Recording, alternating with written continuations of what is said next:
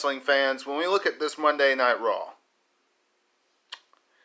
when you look at everything that has been going on Monday Night Raw and SmackDown Live, I think that the biggest conclusion, the biggest thing that comes to mind is the draft. The draft needs to get here. Hell in the Cell needs to come and go, no matter if we're looking forward to Seth Rollins versus The Fiend for the Universal Championship. Friday Night SmackDown, the debut of it on Fox, needs to come and get here and be gone. And the following week, the draft needs to come. Prime example, Seth Rollins and his character. Prime example, Bayley, amongst so many other superstars. Braun Strowman, Shinsuke Nakamura, so many other superstars need a new, fresh light. Need a new color. Need a new change in the WWE. A lot of people getting tired of Seth Rollins' character. I saw on Twitter tonight people saying that Seth Rollins is nothing more than Roman Reigns in 2015 through 2018. I agree and disagree with that, wrestling fans. I think Seth Rollins does need a change, so to speak. I think he needs to go over to SmackDown Live, quite frankly. He's been on the red brand way too long. He is running out of things to do on Monday Night Raw. Different scenery, different color, new superstars. Bam. There you go. One thing to keep in mind, though, wrestling fans, with him going over to SmackDown Live, Brock Lesnar, WWE Champion. But Monday Night Raw really shows that the draft needs to come. It also shows that The Fiend is going to have a lot of fun next week with Seth Rollins and everybody's favorite masked superstar, Rey Mysterio. Because tonight, Rey Mysterio, in his home state of California, won the Fatal 5-Way contest, wrestling fans, and is going to the Raw premiere show to face Seth Rollins for the Universal Championship next week. The Fiend is slowly but surely collecting superstars. Jerry the King Lawler. This week, Braun Strowman, Kane, Seth Rollins, amongst others. Next week, I'm sure he will have Seth Rollins in the corner, scared, making noises like he's scared to death, and Rey Mysterio coming so close to capturing the Universal Championship, and he will be in the Fiend's grasp. Me personally, I would have loved to have seen Ricochet in that spot, having a knockdown, drag-out affair classic next week with Seth Rollins in the main event for the Universal Championship. But WWE didn't go down that road. Instead, they gave it to the home state hero, Rey Mysterio, and gave it to the storyline of doing this for his son, Dominic. Should be a great matchup next week. Sasha Banks and Nikki Cross. Wrestling fans, let's be honest here. WWE is doing a tremendous job and building up Nikki Cross into this awesome female superstar. They are. Great work ethic. She is really mastering her style on the main roster. I like what she's doing. WWE's doing a great job with it. And the fact that she's with Alexa Bliss, some of you might not like that she is tag teaming with Alexa Bliss. I like that she is because it is getting her more TV time. But tonight she had a great matchup with Sasha Banks. Very entertaining. I enjoyed it. And, you know, quite frankly, we knew Sasha Banks was going to win to carry on more momentum onto Hell in a Cell, which I think Sasha Banks will take the title off of Becky Lynch inside Hell in a Cell. Probably with some help from Bayley, but we'll have to wait and see what happens with that. Nikki Cross really coming into her mold tonight, and she has been over the past number of weeks. Next week, Sasha Banks versus Alexa Bliss. I don't see that being near as long or near as good as a match. Probably will be turned into a tag team matchup, honestly, if you ask me. Can anybody agree with me when I say that EC3 has a death warrant sign on his professional career? Now, I know wrestling fans that we have not seen him in quite some time.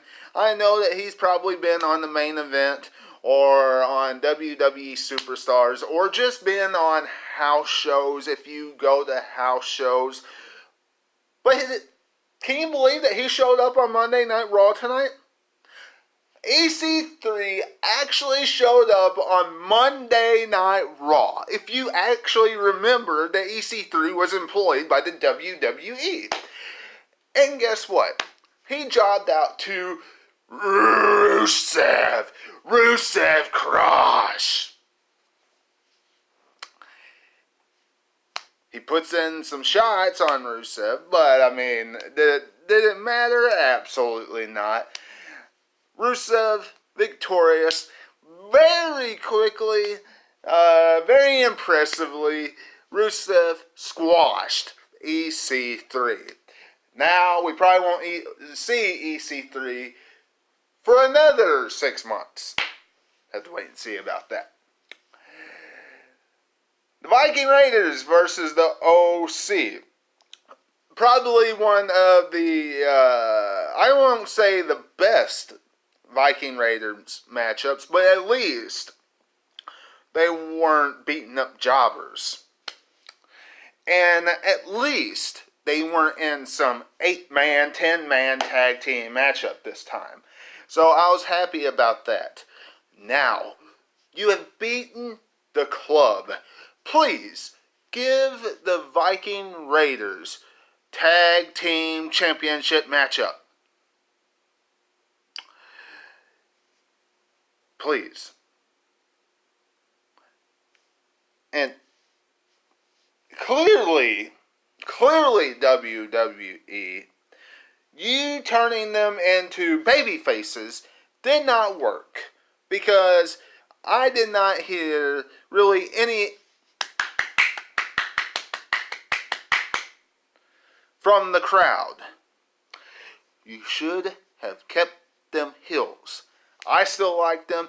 I'm sure there's fans out there that still likes them, but they should have remained heels. Lacey Evans versus Ember Moon. Can everybody pretty much say that there's a death warrant sign on Ember Moon's career also? Just because a superstar is on TV does not mean that they really have a career. I'm sorry. Just because they are. Michael Cole, Corey Graves, everybody. Renee Young, everybody in sight. Pretty much spelled it out for Ember Moon tonight. Ember Moon has had numerous losses after loss after loss after loss after loss after loss after loss after loss. Now, wrestling fans, I don't know about you, but I'm an Ember Moon fan. I don't know about you, but I'd rather have seen Ember Moon pick up a victory tonight, build some momentum tonight, get into a rivalry tonight, get into a storyline, get into a championship opportunity outside of the petty one that we saw her get into at SummerSlam that meant absolutely nothing because there was matches that meant more than Bayley versus Ember Moon. That was so minor on the card. She was pretty much being fed to Lacey Evans tonight for a rivalry that means nothing in the fans' minds in Natalya versus Lacey Evans. Think of it that way, wrestling fans. Think of it that way. All of this, almost everything that I'm saying, tells you that the draft is needed. The draft is needed, wrestling fans. Draft's needed for Ricochet. The Fatal 5-Way contest, he was the first one to be eliminated in the Fatal 5-Way. What is that garbage? Speaking of garbage, we had King Corbin versus Chad Gable again, in which 50-50 booking, Chad Gable was victorious, and he won by disqualification. Ooh. What are we going to see now? A third match between them? Like we really want to see a third match between Chad Gable and King Corbin. Like we really want to see King Corbin on TV at all. Just making that point. But what the fans want really matters. Right, Vinnie Mac? Right? And of course, there's the opening segment. Now, wrestling fans, Seth Rollins and Braun Strowman come out and they pretty much cut a promo on each other. Seth Rollins cuts a promo about Brock Lesnar and Braun Strowman and The Fiend. Then Braun Strowman comes out and they make the match for the main event. Now, wrestling fans, let me be perfectly honest with you. It is getting old seeing the same opening segment forming the main event. It's okay to see that sometimes. But don't you think that we want to see something that happens later on in the night form the main event for the following week? Kind of like what happened this week. We know what the main event's going to be next week. Universal Championship on the line. Mysterio versus Rollins. Maybe a storyline that happens in the back. Somebody getting beat up. Things of that nature. A storyline between two superstars. Leading to the following week. 4 weeks of a build to a pay-per-view. Each one leading to a main event of the night. It doesn't always have to be bam right at the beginning of Monday Night Raw announced.